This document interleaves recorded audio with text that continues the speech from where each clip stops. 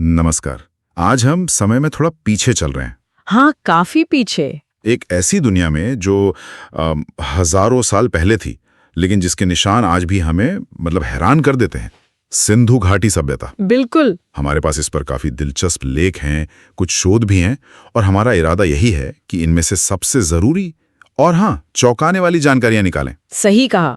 और ये सिर्फ आप देखिए ईंटों और खंडरों की बात नहीं है। नहीं। ये कहानी है एक बेहद विकसित समाज की, उनकी सोच, उनकी तकनीक और उनके अचानक गायब हो जाने के रहस्य की भी। वो रहस्य तो है ही। तो देखते हैं कि हमारे जो स्रोत हैं वो इस प्राचीन पहेली की कौन सी कड़ियां जोड़ पाते हैं। तो चलिए शुरू करते हैं। इस सभ्यता के जो बिखरे हुए टुकड़े हैं उन्हें जोड़ने की कोशिश करते हैं और देखते हैं कि ये हमें क्या कहानी सुनाते हैं। अच्छा, सबसे पहले ये पता कैसे चला कि इतनी बड़ी सभ्यता थी भी? इसका मिलना भी तो अपने आप में कहानी है ना। हाँ, ये तो है। कहानी दिलचस्प है। बात है करीब 1850 के दशक की। अच्छा। जब कराची लाहौर रेलवे लाइन बिछाई जा रही थी। तो वहाँ बर्टन बंधु थे, इंजीनियर्स।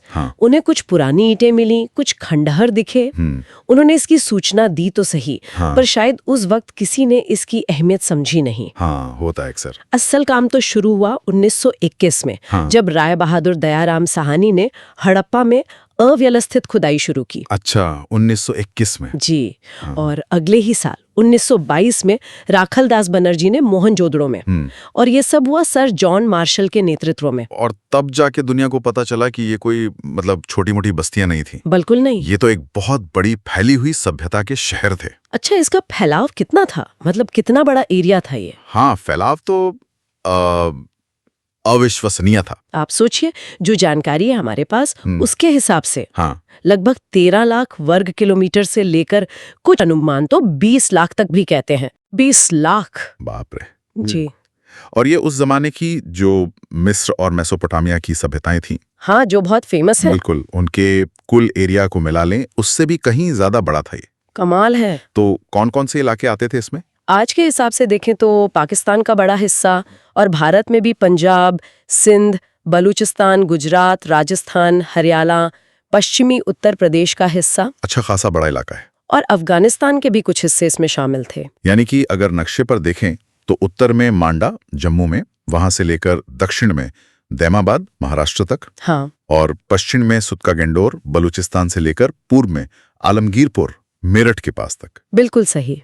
ये तो वाकई एक साम्राज्य जैसा लगता है। और ये कांस्य युग की सभ्यता थी, है ना? Bronze age. कांस्य युग।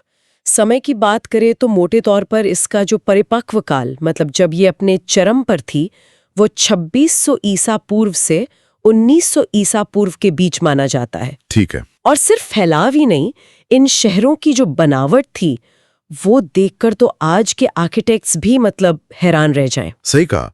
वही मैं कहने वाला था। इनकी नगर योजना, टाउन प्लानिंग कमाल की थी।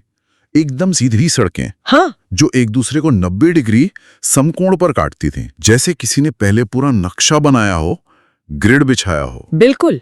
शहर आयताकार ब्लॉक्स में बटे हुए थे।